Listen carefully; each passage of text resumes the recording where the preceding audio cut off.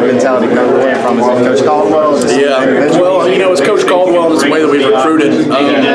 They've recruited so well the past few years, and just having all that leadership that's kind of built up over the years.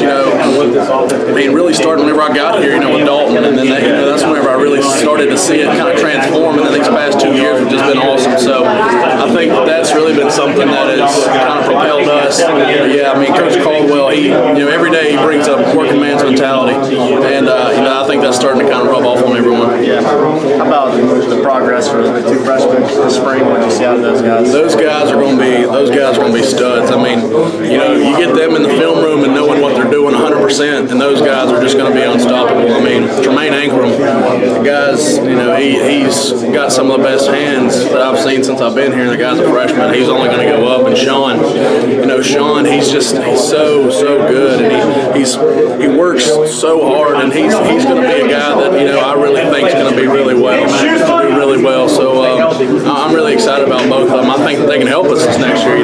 They do what they need to during the summer and learn what they need to. I think those two guys can help us. Behind you at center, who do you think is going to be that? Well, Justin's been there for now, Justin Falcinelli, and I tell you, guys, he's been doing such a great job. He's going to be really well. I'm not worried about anything. So he's a guy that he's another worker. He just works and works, and he's technically sound. Really technically sound. He just got to know a little bit more about football. Didn't really know football very well whenever he got here, and he's learning. He's listening to Coach Caldwell, and I think next couple of years he's going to end up being one of those breakout players. And I don't know how much you and Dexter would come across each other. It's a pretty fair amount. Yeah, a little bit. Not so much at the start, but once he started progressing, getting in with the second, first team, we actually went against each other a good amount. The kid's a stud.